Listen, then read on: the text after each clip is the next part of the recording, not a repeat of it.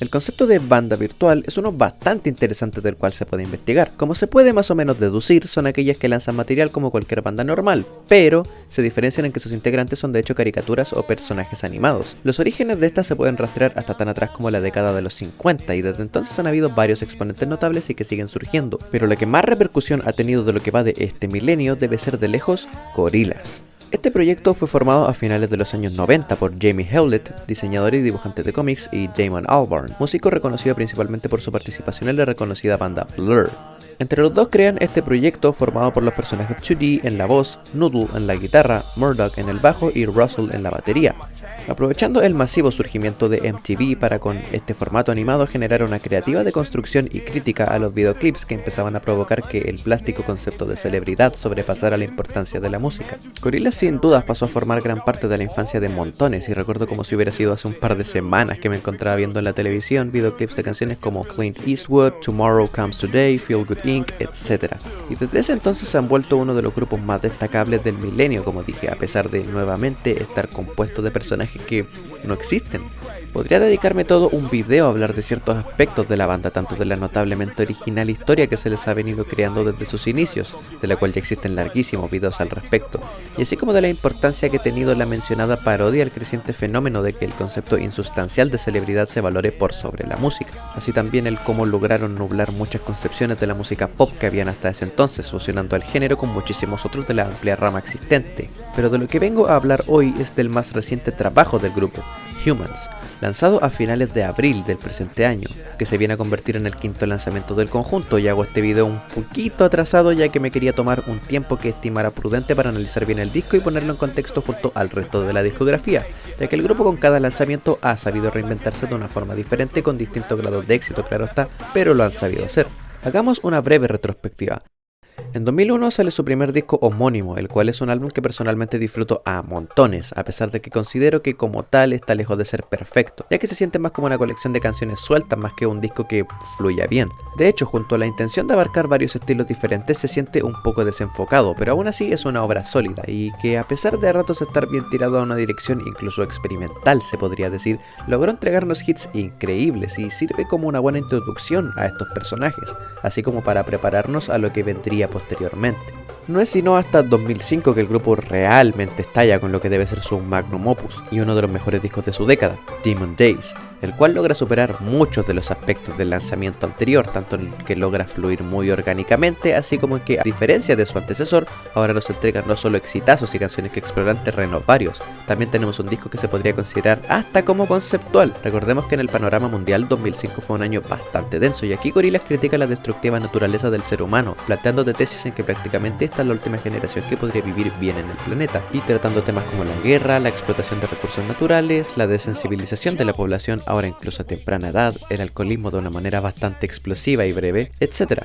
No sin entregarnos un poco de esperanza al final del túnel en el último par de canciones. En resumen, es un disco que logra exponer estos problemas sociales, así como en su sonido entregar no solo canciones bastante accesibles, también se aventura a ejecutar un pop bastante denso y con variadas influencias, desde electrónica a hip hop, incluso un poco de blues, en lo que debe ser uno de mis ejemplos favoritos, Every Planet We Reach Is Dead. En fin, es un álbum muy rompeterreno y que si no has escuchado te recomiendo hacerlo de inmediato, aunque pueda demorar en crecer un par de escuchas.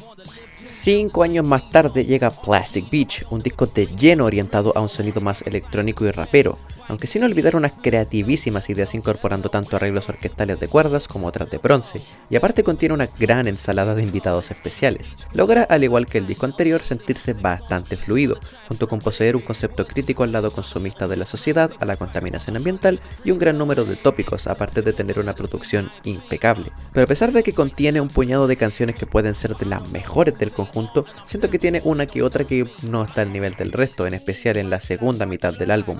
Creo que pierde un poquito el impulso.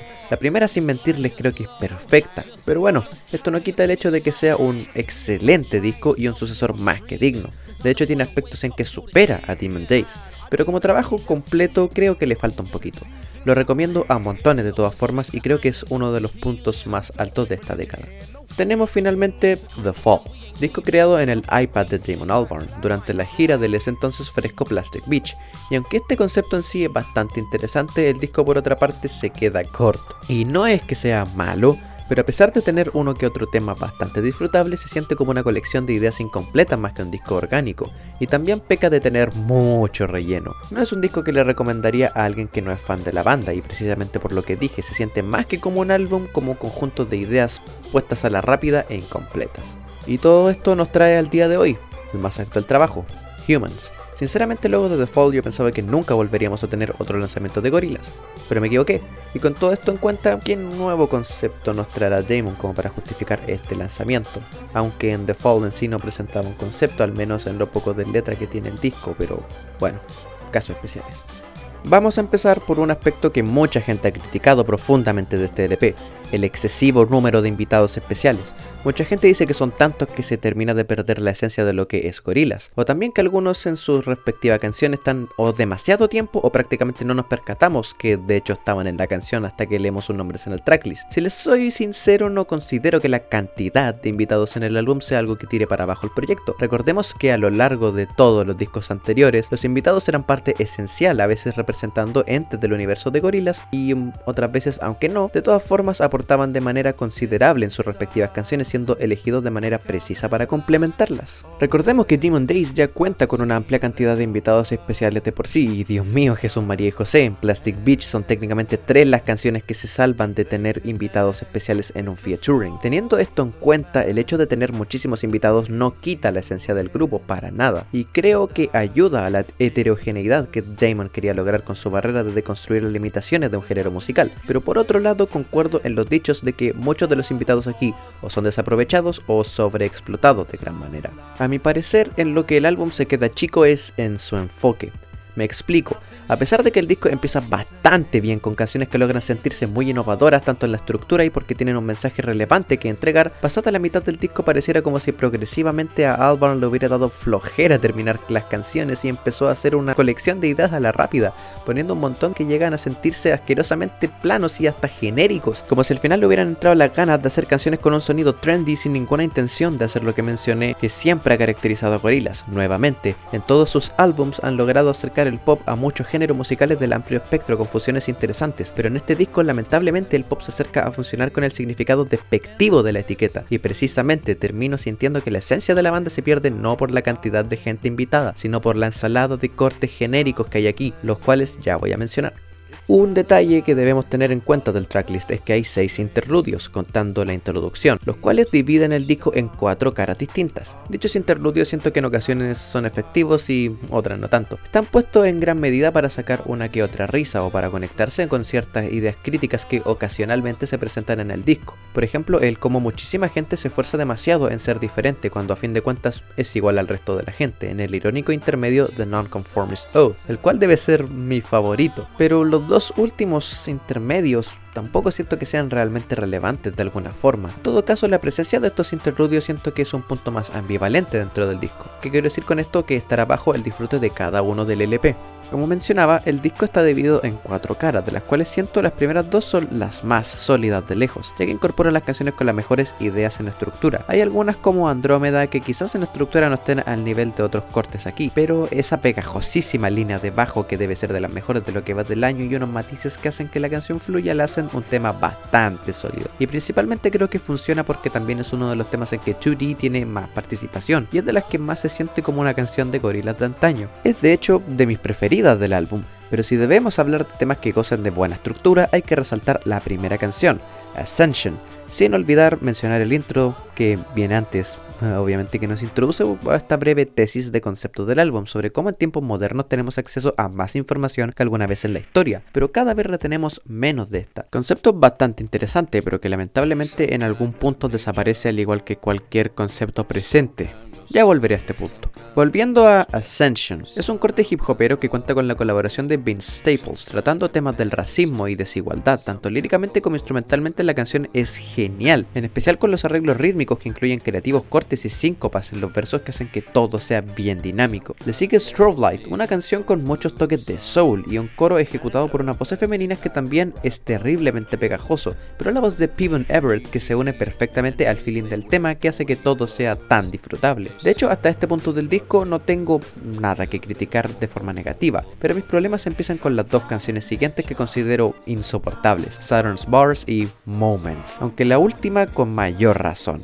A ver, o sea, es el primer tema del disco en que nos damos cuenta que van a haber aberraciones, ya que contiene muchos momentos que me incitan a querer cortarme los dedos con un cuchillo oxidado, como cuando se supone que canta Noodle pero se rebaja a entregar una irritante línea que dice que me hace sentir que me sangran los oídos. O sea, anteriormente ella ha tenido participaciones en temazos de la banda, pero aquí creo que incorporarla con esa línea melódica fue una terrible elección. Y no solo este momento, sino que también logran hacer que un featuring con De La Soul sea asqueroso. Logran hacer que la colaboración de este icónico grupo del hip hop, que también había ayudado en algunos de sus temas más destacables en el pasado, se desaproveche de manera gigantesca. Y creo que la mayor abominación, aparte de las melodías vocales que encuentro malas, es que hay un momento en que, si no escucho mal, están utilizando un asqueroso autotune, lo que para mí, luego de todos los asquerosos elementos mencionados, me hizo terminar de convencerme que este es uno de los temas más mugrientos de esta obra. Y no es la única canción en que utilizan autotune. Saturn's Bars, el tema anterior, también suena como si estuvieran arreglando la voz de Popcan con un autotune vomitivo, lo que provoca que no pueda disfrutar del tema a pesar de las múltiples escuchadas que le he dado, aunque creo que es una canción mucho más soportable que Moments, y al menos el video musical es entretenido de ver, pero bueno, el maldito autotune y sus influencias dancehall para mí la arruinan. En todo caso, se compensa lo anterior con unos cuantos cortes que siguen, que igual considero muy sólidos. Tenemos por ejemplo la potente Charger, que incluye una colaboración de nada más ni menos que Grace Jones, y retomamos brevemente el concepto de la abundancia de información, así como del dominio de internet en el mundo. Tenemos un potente riff de guitarra que contrasta con la fantasmal voz de 2D, que se siente hasta sarcástica a momentos, convirtiendo todo esto en otro corte solidísimo. Canciones que considero también son buenas, aunque no de mis favoritas, son Submission, la cual tiene un ritmo bastante juguetón, digámosle, y cuenta con una participación de y también una que me sorprende de Danny Brown, con mucha gente diciendo que está terriblemente mal puesta, pero yo no considero que sea tan así, que me molestan ciertos adlibs que hace que se sientan como una hipérbole suya, y que también era un problema que tuve con su Atrocity Exhibition, pero siento que la canción en sí funciona bien. La otra en esta categoría sería Busted and Blue, la cual es un caso especial porque a primera escucha la encontré aburridísima, pero es un tema que me creció bastante, pues es considerablemente la más lenta del disco y quizás la más emotiva. Al final intento en el juego unos arreglos de cuerdas que hacen que todo sea más profundo si vas siguiendo la letra de la canción, aunque no es de mis favoritas, siento que tiene un gran potencial para hacerlo. Esas son en esencia las dos primeras caras del disco. Lo que son las siguientes dos creo que son un despelote total y donde se concentra lo que hace que este trabajo sea un desorden en calidad, en especial la última parte del disco. Y creo, como dije anteriormente, se debe a que empieza a sentirse como que las canciones, en vez de haber sido terminadas completamente, hubieran sido dejadas a medias, y no solo porque tienen instrumentales llanamente sosos. De igual forma, las letras decaen de forma considerable. Hay canciones como Hallelujah Money que destacan entre el montón al menos, que intentan dar un mensaje interesante, pero lo que rodea simplemente es terrible. Sex, Murder and Party debe ser uno de los peores temas que he oído últimamente, con una base terriblemente plana, y ni hablar de la letra que está al nivel de calidad de un reggaetón pedorro. Pero de cuando letras terribles se trata, creo que el peor tema aquí debe ser el cierre, Wake Up the Power. ¡Ay! Para empezar ya el tópico sobre que hoy que tenemos el poder para amarnos entre todos a pesar de todo. ¡Oh, sí! ¡Ay! No es que esté en contra de este tipo de canciones positivas o de amarse entre todos, pero en esta canción está hecho de una manera tan cursi que raya en lo cliché que llega a ser penoso. Parece hasta una canción como para un programa infantil.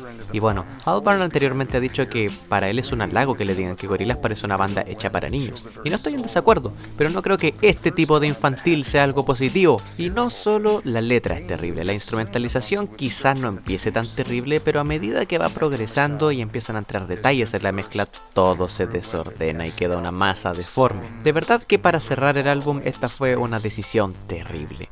El resto de canciones posteriores a Carnival, quizá con la excepción de Let Me Out, quizá tampoco es tan rescatable, son todo un conjunto perfectamente olvidable, tanto porque son simplemente aburridas o porque fallan en siquiera tener algo importante que decir. Y bueno, con esto tampoco trato de decir que todas las canciones canciones de Gorillaz deban estar obligadas a tener un trasfondo político, un tema social o lo que sea. Creo que igual canciones sin un mensaje contingente pueden ser efectivas y muy buenas, pero si nos vamos a rebajar al nivel lírico de canciones como las mencionadas, algo anda mal. No tengo mucho más que decir de este disco, la producción también es dispareja a lo largo de este, lo que me vuelve a dar la impresión que a mitad del proceso creativo a Albarn le dio flojera terminar de cuajar esta obra de manera completa. Pero bueno, a pesar de todos los defectos que mencioné de las canciones a nivel individual, el disco fluye bien y creo que es parte importante de salvarlo de ser un mal trabajo. Como dije, tener en su primera mitad temas excelentes y que seguiré escuchando probablemente de aquí a fin de año. Para finalizar diré que no creo que sea el peor álbum de la banda, como dije anteriormente The Fall se lleva el lugar por el hecho de ser más una colección de ideas desordenadas que un álbum en sí, pero si les soy sincero preferiría escuchar este último antes que reescuchar completo el Humans. Fue desgraciadamente para mí una decepción porque era un trabajo con potencial que, reitero, se siente altamente incompleto y finalmente hecho con el afán solamente de sacar un trabajo insustancial y trendy que falla en un número grandísimo de elementos que conforman la esencia de Gorillaz y en trabajos anteriores. Es de hecho lo opuesto a su esencia. Solo espero que si volvemos a tener un trabajo de la banda virtual, Albarn se ponga las pilas y se enmeren a hacer algo que se sienta mucho más completo. Termino por darle a este álbum un 5 o un 5.5 de 10. Un trabajo desordenado, no terrible a fin de cuentas, pero que parte excelente y a medida que avanza va descendiendo a un terreno de mediocridad increíble, lamentable. Bueno, espero que les haya gustado este video. Si ese es el caso, los invito a dar like, seguirme en redes sociales y suscribirte para estar atento a más contenido, así como de comentar tu opinión respecto al álbum. Me despido y nos vemos en un próximo video.